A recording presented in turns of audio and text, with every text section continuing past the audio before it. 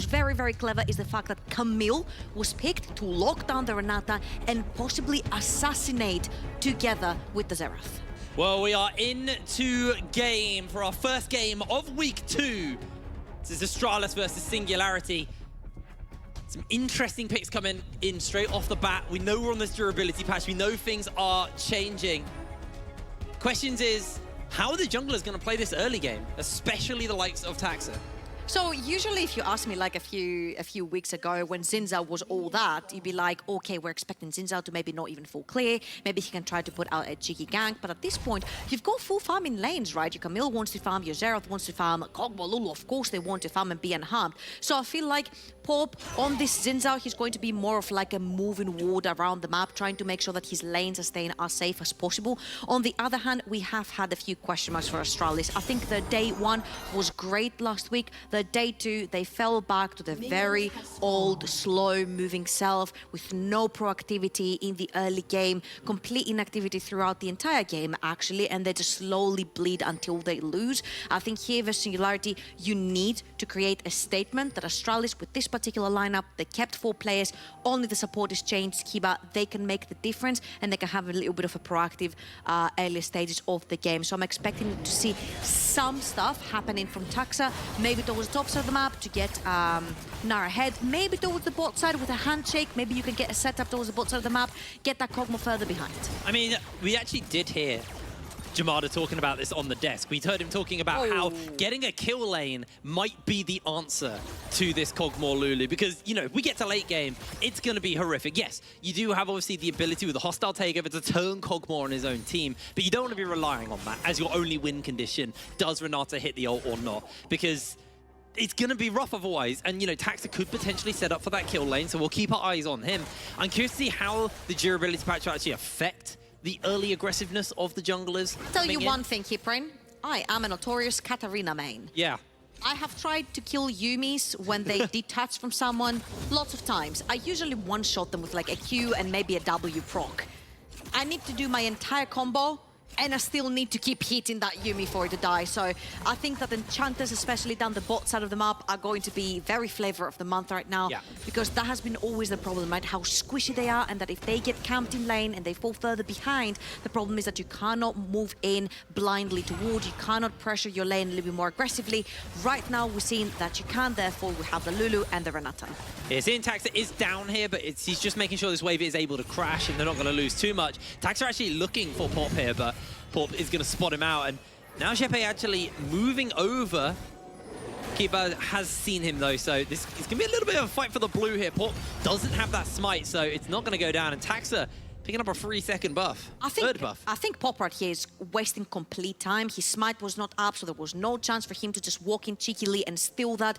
His cracks on the top side of the map are up and available. Just back right now, go back to your top side, start clearing, get that level 6, be that mid shield for your Kog'Maw as soon as you can. I think that was also very clever from Taxa right there. You've got so much priority towards the bot side of the map, so you're using that to invade. This was a common technique that G2 was using last split when Reckless would play the Tristana. They were getting perma priority towards the bot side of the map, and they would always invade bot quadrant together. It looks like we might actually have a 3 versus 3 here in the bot lane already. Taxa putting down the Shroud, and he's actually just looking to avoid away. Nice little catch there with a handshake from Kiba, but not actually going to translate into anything else. As the wind becomes lightning, hits Kiba, the wave is going to be able to crash. Taxa quite happily able to pick up crab number 1, going to move up towards the top side and take crab number 2. Not as impactful as last year when Krabs was basically just deciding jungle matchups, but even so, Taxa going to be very happy with the lead he's been able to accrue for himself over Pop. And we had questions in this game. Is Taxa going to be aggressive enough? Is he going to be proactive enough? And it looks like the answer here is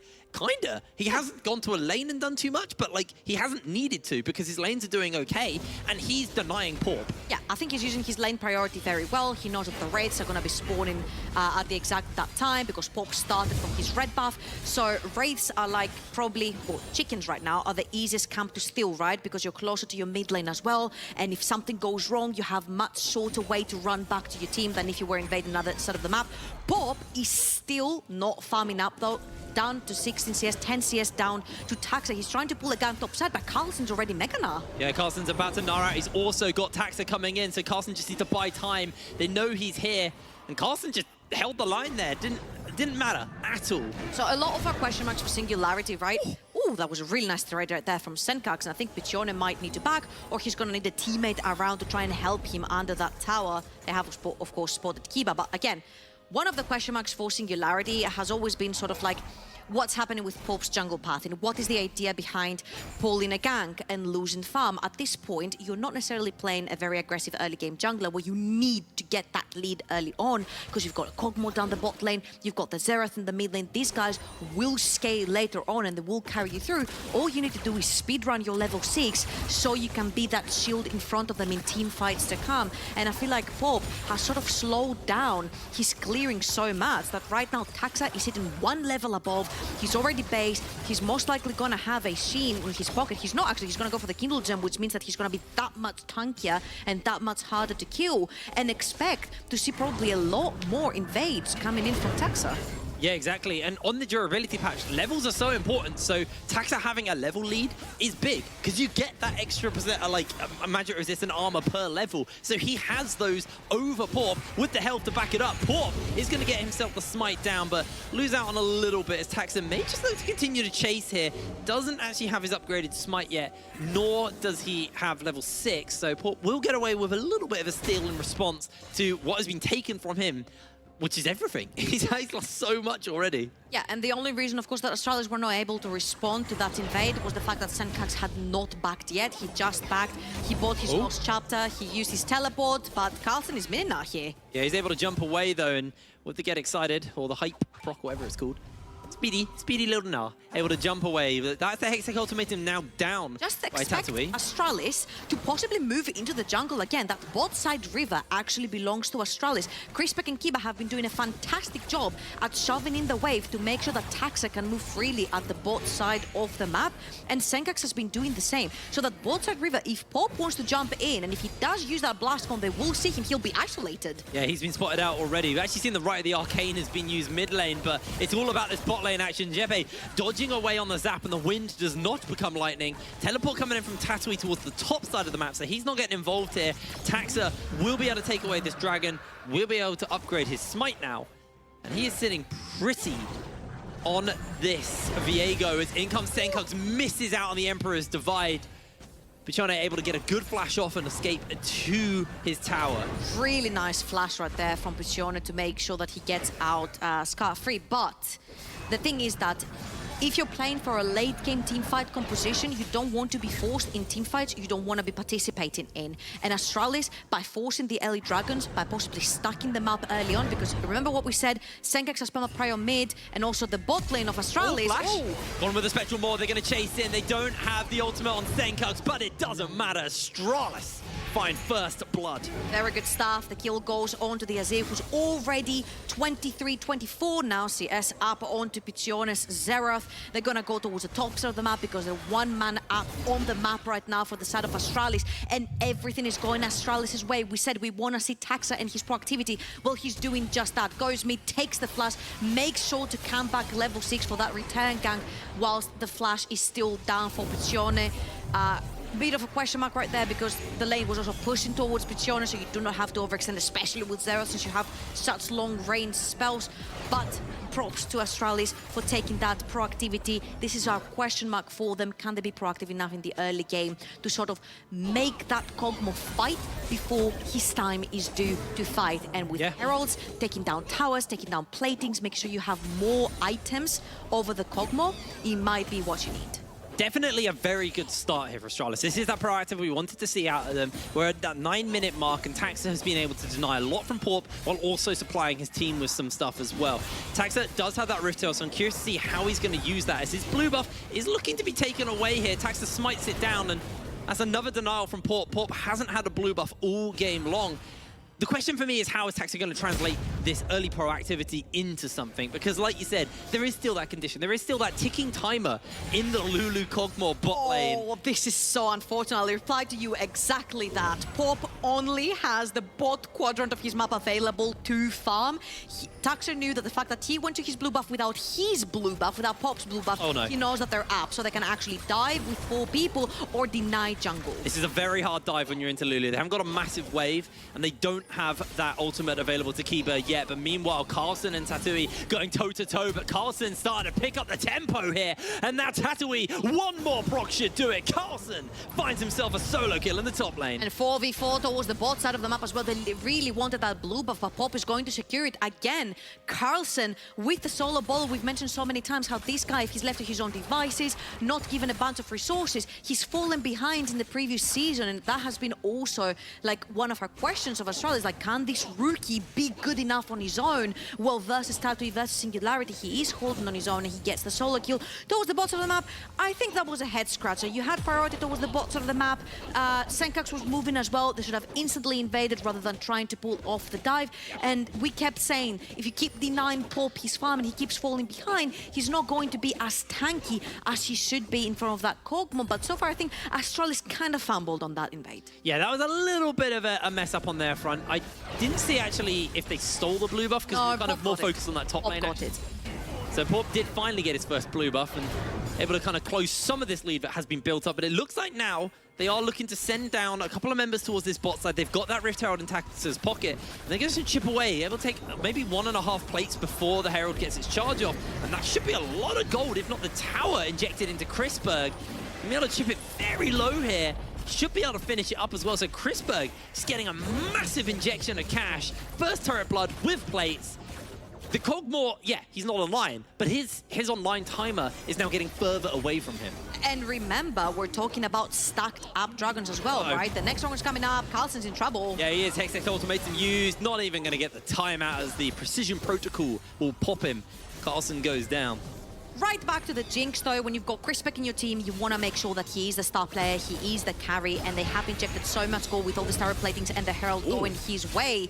And the fact that, yes, Kog'Maw's not online yet means that Chrisbeck's Jinx is online. He just went back, bought the Kraken, has the Berserker's Greaves as well in his pocket. That means that this Jinx is going to be hurting quite a lot at this point, and the next Dragon fight is coming up in a couple of minutes. Kraken's so impactful here on this patch. There goes the Rift, the Scuttle Crab, but Taxton now onto Jeppe. Pop actually flashes out of the pit. Doesn't want anything to do with this, because Chrisberg and Kraken Slayer coming up into this top side of the map. It looks like they're going to just catch the wave and shove in for more plates, for more gold into Chrisberg, because Chrisberg is just set up right now. Kiba will spot out Tatui, look to catch him out, but doesn't quite land onto the handshake here. Senkux has already used the Emperor's Divide. Carlson's coming in. They've got the Sand Soldiers to work with. Carlson's going to force the flash out. Bakone, and he is going to get sent packing, but Taxa jumps in on the top side. A potential dive is looking to break down. They get the handshake off as Kiba's caught. He has got the ultimate. He's going to throw it down onto a couple of members. They're already going pretty low here, but Chrisberg is untouched and he is just free-firing out. Great Crescent Guard will keep them alive for the moment, and Carlson can't close that gap anymore. Astralis not going to find the kill, but they're going to keep the tempo up, keep the pressure up onto Singularity. I don't know if you want to be diving any towers that Lulu is underneath, right? Because Jeppe right now has the heal available to him. He has a polymorph, he has a speed up, he has a shield, he has an ultimate. It's really hard to dive a Lulu, but the objective right there was not necessarily to kill somebody, it was to fend them off the tower, just so Chrisberg can cash in on more tower platings. Look at this. Because they know that now Singularity's 3 members have backed, it is absolutely free for Chrisberg on an immobile AD carry to sit on the top side of the map and claim his second tower prior minute 14. Second tower and 8 plates. Yep. I'd love to see Chrisberg's gold right now, because that is incredibly fed. It's very deceptive. Look at that gold lead between our AD carries in this game. Chrisberg is set up for success here. Absolutely, and if you look at what he has around him, he has a Renata, he has an Azir, he has a Mega Nut, so many peeling tools around that Jinx to make sure that nobody is able to touch Chrisberg. Of course, on the other side, you do have Xerath that hasn't yet come online. Just purchased the Leandris. We're looking at maybe 2 to 3 items Xerath, but right now, again, I think Singularity are playing on a clock. What Astralis are doing right here is very clever. They're trying to stock up the dragons and force Singularity, when that fourth dragon spawns and it means Soul, to move down that river and actually fight them, because it's going to be 2 very important souls. Either going to be Mountain, it's actually a Hex Dragon, which is going to be even more damage, even more slow, even more appeal for the set of Astralis, so they will have to fight that. It's all interesting as well, because it gives you, you know, chase down potential, and I was kind of chatting to Namira and Jamada before the show, and some of the things they were talking about is, you know, this kind of true damage, this health percent damage, but also kind of pairing that up with either slows or pairing it up with either like just hard CC, being able to keep people slowed and keep in like range of them to continuously chip away their health bar, because obviously everyone's a little bit tanky, so fights aren't so quick. So slows are going to be very impactful here. So that's a really good Hex Tech Drake, especially when you got like a hyper carry like your Jinx as well, getting extra attack speed. But Zenkug's going to have to dodge away on the right of the Arcane, and Pork's Wind Become Lightning will eat one, but a great handshake will just force him away. And that's going to be the end of that, as it looks like Astralis are going to translate all of this pressure now into their second Rift Herald of the game. Taxa picks it up, and I assume this is probably just going to be mid lane falling, and that's the last thing Pichone needs. Yeah, so I'll tell you how I see the entire Singularity composition right now, right? It's, we're gonna bleed. We know we're gonna bleed in the early game, but how much can you afford to lose until your Kog'Maw is online, until your Xerath is online? And will Pop be fed enough to be able to shield for you, to peel for you, to be able to stand in front of you? That is my question here. I think Singularity's quest is to make sure they pick Renata. If they actually can make a pick on Renata with Tatooine's Camille locking her down and Pichone possibly sniping her from a huge distance, then yes, you can actually play the front-to-back team fights with your Kog'Maw. But if Renata is there and she does get an ultimate onto Spiky, then it's going to be huge troubles for the entirety of his team. Yeah, it's going to make life so hard. Kog'Maw, very short range, and even with the Lulu buffing you up, you don't want that Lulu buffing you up and then you turning on your team and absolutely obliterating the health bar. Blade the Ruined King already finished up, but if you look over at Chrisberg, Zeal, Longsword in the inventory with that Kraken Slayer, building towards what I assume will be that Phantom Dancer as Taxa misses out on the Spectral more. Not going to be able to find too much more there for the moment, but man, Chrisberg is looking terrifyingly strong right now, and you've also got this lead that has obviously been built up in the jungle. You look at the CS lead that these junglers have got between them. Taxa sitting very pretty and has been able to translate not only a farm lead into objective leads. 2 dragons in the pocket of Astralis. I'm already 15 minutes in, and this is feeling already quite hard for Singularity, but I wouldn't say impossible because of their bot lane. We talked about the weaknesses, and you know, they need to get rid of Kiba to actually fight, but if they do get rid of Kiba, and Spike has a couple of items under their pocket, or in their pocket, this is a very scary game. I think you pick off Renata, the game is absolutely playable. I think you dodge the Renata ult, the game is absolutely playable. But again, you need to reach the point where you're actually fed enough. And at this point, I think Astralis have all the pressure because the Singularity composition is just so inactive. Yeah, it really is. You do have that cleanse on Spike, so you can use that, but the charges are coming in. And they got the legacy of Shurima as well to make sure they have a tower to work with. As Tatooine does find out Kiba, but Tatooine hasn't got the backup of the team, so just needs to step away from all of that action.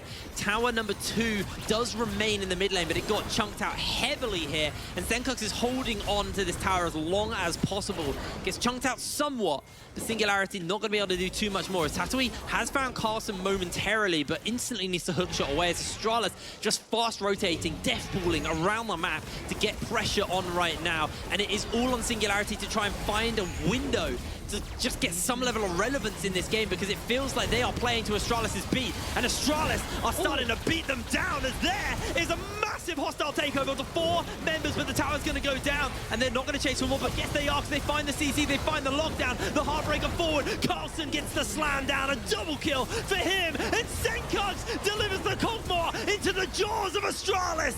Singularity have to just run away with their 2 remaining members. It's a slaughter from Astralis. Okay, but if you look at the health bars, Chrisbeck is on the brink of death. Taxa was on the brink of death. Carlson was more than half HP down. And yes, I understand this was a tower dive, but Astralis overreached a little bit. And after the hostile takeover was done, you saw the damage coming in from Singularity. Even here, Pichone, he will start charging his ultimate, but because he's too far ahead onto that lane, he's going to get interrupted by the Renata ultimate. So you see, when the Kog'Maw starts raining down all that spit onto Astralis, they actually start getting hurt. So imagine now a Kog'Maw with this Lulu with 2 to 3 items. Again, our question is Astralis gonna let it get that far? Tatooine is cool. Yeah, Tatooine has been caught. Porp is coming in onto that fly, and Spike puts down the slow with a spit, but Tatooine now heavily chunked, has got teleport if they want to try and contest this and keep it going. Pichone can chip away at the health bars little by little. Got that Leandris Torment, so got a little bit extra cooldown reduction to work with. Dragon's been started up in Spike, gonna move forward. Here's the teleport coming in from Tatooine. Carlson's getting Mega Gnar. He's very close to that Mega Gnar, and that's the point. Look at him zoning, standing on that front line, and Bakone can't find the opportunity. Tatooine has got that hook shot to get over the wall, but this might just be the end of it. And they get the lock, they get the slam, they get the tower, they get the dragon, and in jumps everyone. Spike needs to find the damage as Pop's gonna jump in forward. He's gonna instantly have to pop the stopwatch to keep himself alive. Senkox is sliding in, but instantly gets himself caught down. Emperor's Divide onto a couple, just to peel away. The health bars are just being obliterated. Chrisberg, he's excited. He's got the double. Tatooine's gonna go down. A triple kill for Chrisberg. Hasn't got the ultimate for Chase for more for the moment, but the slows are coming in. The team are getting ever so closer as Chrisberg looks to continue the onslaught onto Singularity. Zap dodged away, slowed by the spit for the moment, but Kiba gonna catch out, and Chrisberg gets an unofficial quadra kill. And that was not Singularity's fight right there. They overreach. That's the third dragon that is not soul. They want to fight for soul point. They get Tattoo on the flank, but he has been spotted. And the second that he locks down, look at all this damage coming in from Piccione as well. The ones that he does, he do a lot of damage. Pop dives in, but that is not your job. Your job is to protect Spiky. Pop overreaches, gets instantly destroyed by the Astralis lineup. And then Crispa gets to reign free onto the entire Rift, getting a huge triple kill for himself. Really, really big play there. 4-0-3, got the Phantom Dancer, got the Kraken's Glare, building towards that Infinity Edge. Chrisberg is very much online right now. Spike on the other side, just got the buildings of that Guinzoos, but it's still such a long way away from being relevant. Look at the damage just to Kiba. It's just not enough. It's a lot, actually. I might be a little wrong there, but that was a bit of Piccione helping as the right to the arcane lands the snipe. Chrisberg takes a couple of shots to follow as well. Okay. Baby Baron kind of hurt. A little bit of faith coming back, you know. That was money going into Piccione's pocket. He's building towards his next item, which is most likely going to be that Seraph's. He's going to be dishing out a lot of damage, and from a distance, I feel like somehow Singularity need to find some coordination. They have the composition they need to make this work. They're not that far behind. Well, I'm saying that they're about 10k behind, but you see that this Kog'Maw can actually come online at some point with the Lulu. I think on the second item, this Kog'Maw is going to start doing a lot of damage. And if Astralis overreach underneath the tower, there is the possibility to actually punish. Now, the problem happens because in a few minutes, I can't say exactly how many, but in a few minutes, the next dragon will be up, and Singularity are going to have to be forced to fight it. Well, they're looking for Tatooine here, dodges out on the Spectral Maul, uses the ultimate to try and buy a bit of space, but his heart is broken by Taxa. Able to find yet another kill in the pocket, or their first kill, to be fair, in their pocket, as Tower being held onto. Carlson's about to gnar out. Spike actually doing quite a lot of damage with the play of the Ruined King, but he is chunked, and Chrisberg's excited. Gonna step away because could have got hit by that pulse there from Bakone and got stunned and killed. Is able to just about hold on, as Senkox shall finish up this tower, and now there are no towers for Singularity outside of their base. You have 2 minutes to get your Kog'Maw, his second item. I am a little bit on the fence on the fact that they have Piccione together with Spiky on the same lane. I would give all of my farm to Kog'Maw until he has his item. He might do, he has it right now. Rage Blade has been completed, and that's exactly what you need. Your hyper carry at least on 2 items, because in a minute 40, you're gonna have to be forced to fight for that Hextech Soul, or if it goes the side of Astralis, there is no way back. They're already 11k gold in the lead. Yeah. It's still possible to turn around just because you have that machine down in the bot lane, but you're gonna have to play the teamfight flawlessly. It's a spike, but I do think that you need that Kraken's Lair to be, like, terrifying. That's at the point when you got the Rage Blade, you got the Blade, you got the Kraken's Lair. That's when people die. That's when it gets really scary. So they definitely need to still look out for that. And Tatooine just been on the receiving end of a lot of attention here from this Astralis Death Ball that is rotating around, placing vision control down, and it's just feeling so hard for Singularity right now. But they might try and contest this dragon, or they may just have to give it up. I mean, you cannot give up Hextech Soul. I think this is going to be literally the last nail on the coffin, right? But then you have a Lulu who can't necessarily be the one that face checks. You need to have Pop face check and try to get some vision.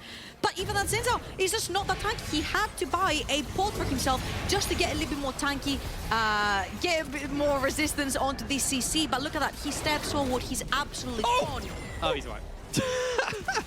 Almost cast a curse. Almost died there to the rocket. Is able to heal up, but 25 seconds until this dragon spawns. Yeah, you got the Hextech gates, but there's a pink there. You don't know who's on the other side of that gate. And if you gate out your base, that is just, I mean, you're just throwing the game away at that point. So it does look like they're doing it. Jeppe leading the charge. Pop quick to follow. Jeppe has the flash of the wall. Pop pops himself the ultimate. Tatooine coming in. Carlton with a big old back. Spike has been untouched. But there is the hostile takeover. And Astralis, they are just absolutely ripping through Singularity. One after the other. They go down. Only Jeppe lands. But Chrisberg gets the slow. Chrisberg sets up Kiba for another kill. And only Pichone is standing as Astralis just absolutely butcher Singularity. Yeah, and it's not gonna be enough. Just 1-0. This is not gonna be enough to defend that base. You see, Taxa is already taking the soul. That means that the second it goes down, which is gonna be in just a little bit, they're gonna have that much more slow and damage onto Pichone.